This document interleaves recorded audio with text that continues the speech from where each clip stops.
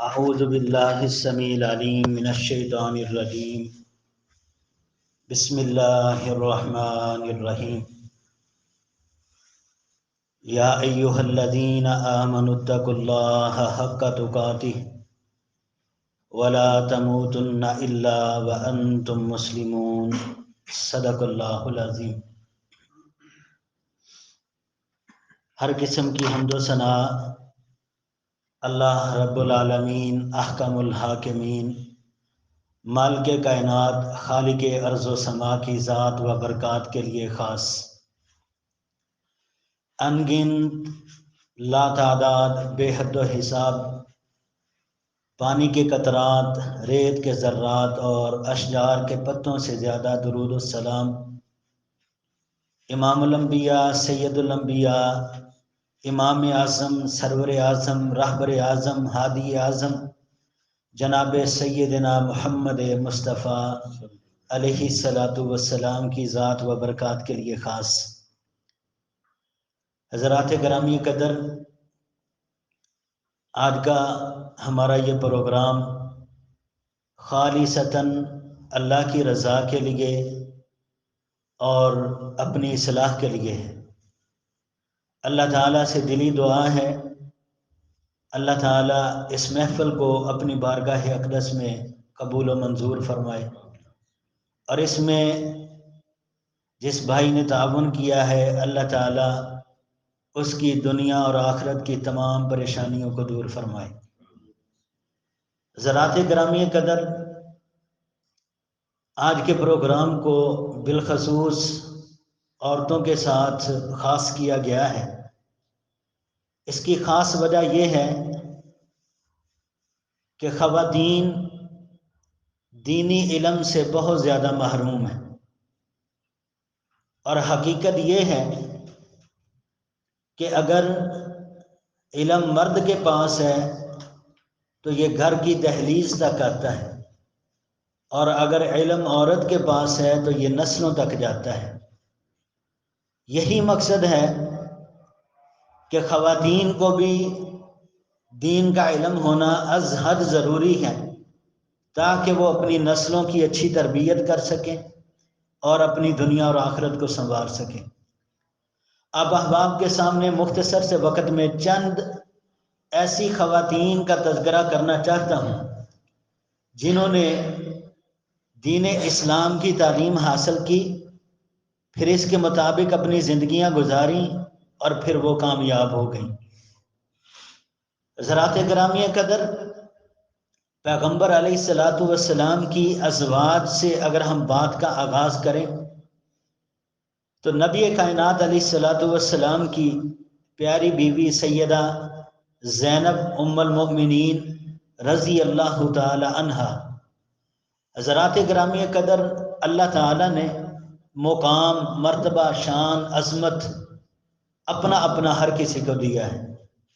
سیدہ زینب رضی اللہ عنہ کے بارے میں آتا ہے یہ اس بات پہ فخر کیا کرتی تھیں کہ نبی علیہ الصلاۃ والسلام کی تمام ازواج کا نکاح فرش پر ہوا ہے، سیدہ زینب رضی اللہ عنہا کا نکاح عرش پر ہوا۔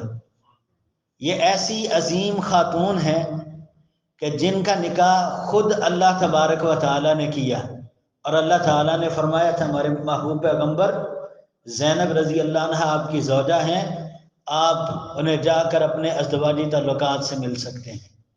نبی کائنات علیہ السلام کے ساتھ سیدہ زینب رضی اللہ عنہ کا نکاح اللہ تبارک و تعالیٰ کی طرف سے ہوا۔ حضرات گرامی قدر، نبی کائنات علیہ الصلاۃ والسلام کی دوسری زوجہ سیدہ میمونہ رضی اللہ تعالی عنہا، یہ بھی آج کے اس دور میں مردوں اور عورتوں دونوں کے لیے ایک نمونہ ہے۔ آج دین سے دوری کا ایک سبب یہ بھی ہے کہ حدیث پر یقین نہیں ہے۔ اسلام سے دوری کا ایک سبب یہ بھی ہے کہ پیغمبر علیہ الصلاۃ والسلام کی باتوں پر یقین نہیں ہے۔ اسی وجہ سے دین سے بغاوت، اللہ تعالیٰ کی نافرمانی، اللہ کے محبوب پیغمبر کی نافرمانی، وجہ یہ ہے کہ حدیث پر یقین ختم ہو گیا۔ نبی کائنات علیہ السلام کی زوجہ سیدہ میمونہ رضی اللہ تعالی عنہا، ان کا حدیث پر اتنا یقین تھا کہ موت کے بارے میں کوئی بندہ نہیں کہہ سکتا کہ میری موت کب آئے گی، میری موت کہاں ہوگی، اللہ جانتا ہے۔ لیکن سیدہ میمونہ رضی اللہ عنہا کا نکاح نا نبی علیہ السلام کے ساتھ جس جگہ پر ہوا، اس جگہ کا نام ہے مقام صرف، یہ سین کے ساتھ ہے، سین رافع، مقام صرف۔ اس جگہ پر ان کا نبی علیہ السلام کے ساتھ نکاح ہوا، اور اللہ کے محبوب پیغمبر علیہ السلام نے فرمایا میمونہ اسی جگہ پر ہمارا نکاح ہوا ہے اور اسی جگہ پر آپ کی وفات ہوگی۔ حضرات، سیدہ میمونہ رضی اللہ عنہا کا نبی علیہ السلام کی اس بات پہ یقین ایسا تھا، بیمار ہو گئیں، اتنی زیادہ بیمار کہ تیمارداری کرنے والے آتے اور دعائے خیر کرتے، میمونہ اللہ آپ کے لیے آسانی فرمائے۔ فرماتی ہیں کیا سمجھتے ہو میں مر جاؤں گی؟ ایسے مجھے موت نہیں آئے گی، مجھے موت آئے گی تو مقام صرف پر جا کر آئے گی، اس سے پہلے مجھے موت نہیں آ سکتی۔ حضرات، ایک وقت آیا سیدہ میمونہ رضی اللہ عنہا کو مقام صرف پر لے جایا گیا، جب وہاں پہنچی تو خالق حقیقی کو جا ملی۔ نبی کائنات علیہ السلام کی بات پر یقین ہو تو ایسا ہو۔ نبی علیہ السلام کی بات لا ریب ہے اور بے عیب ہے، یہی ہمارا دین سکھاتا ہے۔ آج ہمارے گھروں کے اندر ایسا یقین پیدا ہو جائے، آج ہماری خواتین اور ہمارے مردوں کا پیغمبر کی بات پر ایسا یقین پیدا ہو جائے، اللہ کی قسم دنیا کے اندر کوئی طاقت ہمیں ہرا نہیں سکتی۔ دنیا کے اندر پوری زمین پر مسلمان غالب آ سکتے ہیں۔ مثالیں دی جاتی ہیں نا، جب 313 تھے، تعداد تھوڑی تھی، مقابلے کے اندر ہزاروں کا لشکر ہے، بما ساز و سامان ہے، ادھر تعداد بھی 313 ہے، اسلحہ بھی موجود نہیں ہے، کوئی خالی ہاتھ ہے، کسی کے پاس چھڑی پکڑی ہوئی ہے، کسی کے پاس تلوار ہے تو زرہ نہیں، کسی کے پاس زرہ ہے تو تیر نہیں، کسی کے پاس کمان ہے تو تیر نہیں، یعنی تعداد تھوڑی ہے لیکن یقین اور توکل جو ہے یہ مکمل ہے۔ اللہ تبارک و تعالی نے قیامت کی دیواروں تک کے لیے اس بات کو روشن کر دیا، لوگوں جب یقین پختہ ہوگا پھر اللہ تمہیں کبھی شکست نہیں دے گا، ہمیشہ کامیاب ہو جاؤ گے۔ حضرات، دو باتیں ہو گئی۔ تیسرے نمبر پر پیغمبر علیہ السلام کی محبوب بیوی ام المؤمنین طاہرہ مطہرہ، میری اور آپ تمام کی ماں سیدہ عائشہ رضی اللہ تعالی عنہا۔ حضرات گرامی قدر، یہ واقعہ سننے کے بعد نا بڑا سبق حاصل ہوگا اس بات سے۔ ایک مرتبہ نا نبی کائنات علیہ السلام کے ساتھ عشاء کی نماز مسجد میں پڑھی، سیدہ عائشہ رضی اللہ عنہ عشاء کی نماز مسجد میں پڑھی، نماز پڑھ کے پیغمبر علیہ السلام گھر تشریف لے گئے، عائشہ رضی اللہ عنہ ذرا لیٹ ہو گئی۔ جب لیٹ ہوئی نا، دیر کے بعد جب گھر پہنچی تو سانس پھولا ہے۔ پیغمبر علیہ السلام فرماتے ہیں عائشہ کیا بات ہے، سانس کیوں پھولی؟ فرمانے لگی اللہ کے محبوب پیغمبر علیہ السلام مسجد میں ذرا لیٹ ہو گئی تھی، تیزی سے آئی ہوں، جلدی سے آئی، اس لیے سانس پھول گئی۔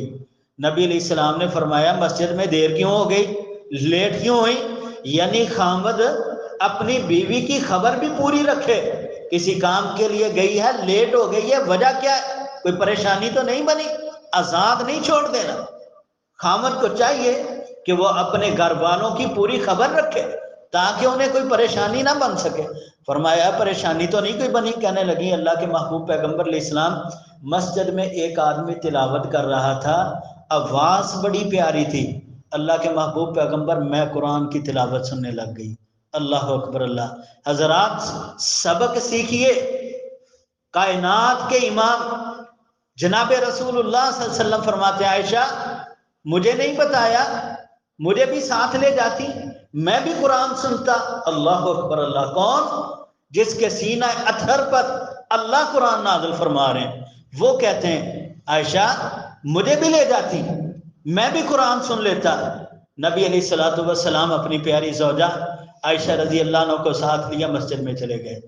جب دیکھا مسجد کے اندر تلاوت ہو رہی ہے، پیغمبر علیہ السلام نہ چھپ کے کھڑے ہو گئے، تلاوت کرنے والے کے سامنے نہیں آئے، تلاوت سنی، آواز بڑی پیاری ہے، بڑے ہی احسن انداز کے اندر قرآن کی تلاوت ہو رہی ہے۔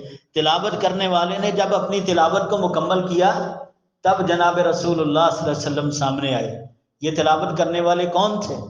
جناب سیدنا عمر بن خطاب رضی اللہ عنہ کے غلام جناب سالم رضی اللہ تعالی عنہ تھے۔ یارو دنیاوی اعتبار سے مقام کیا ہے؟ ایک غلام ہے، ایک خریدا گیا انسان، منڈیوں کے اندر بکنے والا انسان ہے۔ یارو مقام کیسا ہے؟ تلاوتیں یہ کر رہے ہیں اور سننے والے جناب رسول اللہ صلی اللہ علیہ وسلم۔ تلاوت پیغمبر علیہ السلام سنتے ہیں۔ آج ہمارے معاشرے کے اندر کیا یہ ہمارے لیے سبق نہیں کہ خواتین بازاروں کے اندر جائیں کوئی روک ٹوک نہیں، خواتین گلی محلوں میں جائیں کوئی روکنے والا نہیں، کوئی پوچھنے والا نہیں، بازاروں میں غیر محرم مردوں کے ساتھ جس طرح مرضی ہنسے، جس طرح مرضی ان کے ساتھ گفتگو کریں، کوئی روکنے ٹوکنے والا نہیں۔ یارو میں اس بات کے خلاف نہیں ہوں، ہاں ضرورت ہے، لیکن قابل غور ہے معاشرے کے اندر ہماری جوان بچی، جوان بیٹی کالج جا سکتی ہے، یونیورسٹی جا سکتی ہے، یعنی ہاسٹل میں رہ سکتی ہے، اگر نہیں آ سکتی تو صرف مساجد میں نہیں آ سکتی۔ کیوں پابندیاں ہیں؟ کیا یہ انصاف ہے؟ یہ زیادتی ہے گھر والوں کے ساتھ، یہ زیادتی ہے خواتین کے ساتھ کہ انہیں دین کے علم سے محروم کیا جاتا ہے۔ جناب رسول اللہ صلی اللہ علیہ وسلم خود اپنی زوجہ، اور وہ زوجہ جس کے ساتھ بے پناہ محبت ہے، فرماتے ہیں چلو میرے ساتھ مسجد میں جاتے ہیں، جا کے قرآن کی تلاوت سنتے ہیں۔ آج خواتین مساجد میں آنا مشکل ہے، جہاں دل چاہے وہاں جا سکتی ہیں، صرف مساجد میں یا تو وہ خود نہیں آتی یا انہیں آنے نہیں دیا جاتا، انہیں روک دیا جاتا ہے۔ حضرات یہ قرآن وہ قرآن ہے جس کے بارے میں پیغمبر علیہ الصلوۃ والسلام نے فرمایا تھا، اقرأوا القرآن فإنه یأتی یوم القیامت شفیعا لأصحابی۔ لوگوں قرآن پڑھا کرو، یہ روز محشر تمہارا سفارشی بن کر آئے گا۔ آج قرآن پڑھنے والے بھی تھوڑے ہیں اور قرآن سننے والے بھی تھوڑے، بہت کم لوگ، الا من رحم ربی، بہت تھوڑے لوگ ہیں جن کے اوپر اللہ رحم فرمائے وہ قرآن کے ساتھ جڑے ہوئے ہیں، وگرنہ ہماری حالت یہ ہے ڈراموں کے لیے، فلموں کے لیے باقاعدہ اہتمام کیا جاتا ہے۔ اگر کوئی محفل انہیں بور لگتی ہے تو وہ معاذ اللہ قرآن کی محفل ہے اور قرآن کی مجلس ہے۔ ہمیں شرم آنی چاہیے ایسے موقعوں پر کہ قرآن کی محفل کو بور سمجھ کے باقی محافل کو زیادہ جب پروٹوکول دیا جاتا ہے، کیا روز محشر اللہ کو جواب نہیں دینا؟ اللہ کے محبوب پیغمبر علیہ السلام اللہ تعالیٰ سے یہ شکایت کریں گے اور فرمائیں گے کہ اللہ یہ میری امت ہے، انہوں نے قرآن کو چھوڑ دیا تھا، یہ نبی علیہ السلام شکایت کریں گے، کیا رب کو جواب دینے کے لائق ہیں؟ حضرات سبق ہمارے لیے کہ آج ہم قرآن کے ساتھ کیسا تعلق رکھتے ہیں۔ تین باتیں ہو گئیں حضرات، تین نبی علیہ الصلوۃ والسلام کی ازواج۔ چوتھے نمبر پر آئیے، پیغمبر علیہ الصلوۃ والسلام کی وہ بیٹی جسے نبی کائنات علیہ الصلوۃ والسلام فرماتے ہیں کہ روز محشر جنت میں جو سب سے پہلے مجھے ملے گی وہ سیدہ فاطمہ الزہراء رضی اللہ تعالی عنہا ہوں گی۔ حضرات جنت کے اندر خواتین کی جو سردار ہیں وہ سیدہ فاطمہ الزہراء رضی اللہ تعالی عنہا ہیں۔ حضرات یہ بھی ہمارے لیے سبق ہے، خواتین وظائف نہیں کرتی، اذکار نہیں کرتی، دعائیں نہیں پڑھتی، اور شکوے شکایت کے پہاڑ ان کے پاس موجود ہوتے ہیں۔ میں اکثر کہا کرتا ہوں ماں کو شکایت کرنے سے بہتر ہے رب کو شکایت لگائی جائے، باپ کو شکایت کرنے سے بہتر ہے رب کو شکایت لگائی جائے، اور جب شکایت رب کو لگائی جائے نا، یقین کیجئے پھر اس کا حل ایسا نکلتا ہے کائنات حیران رہ جاتی ہے۔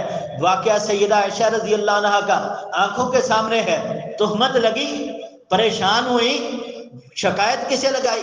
فرماتی ہیں میں اور کچھ نہیں کہتی، اس موقع پر وہ بات کہوں گی جو یوسف کے باپ یعقوب علیہ السلام نے فرمائی تھی، انما اشکو بثی وحزنی الی اللہ، میں اپنے غم اور پریشانی کی شکایت صرف اللہ سے کرتی ہوں۔ جب شکایت اللہ کو لگائی تو پھر رب تعالیٰ نے صفائی میں بھی قرآن نازل کیا۔ حضرات جب اپنے مسائل کو رب کے سامنے رکھا جائے گا پھر اللہ کبھی ادھورا نہیں چھوڑے گا، اللہ کبھی ناکام نہیں کرے گا۔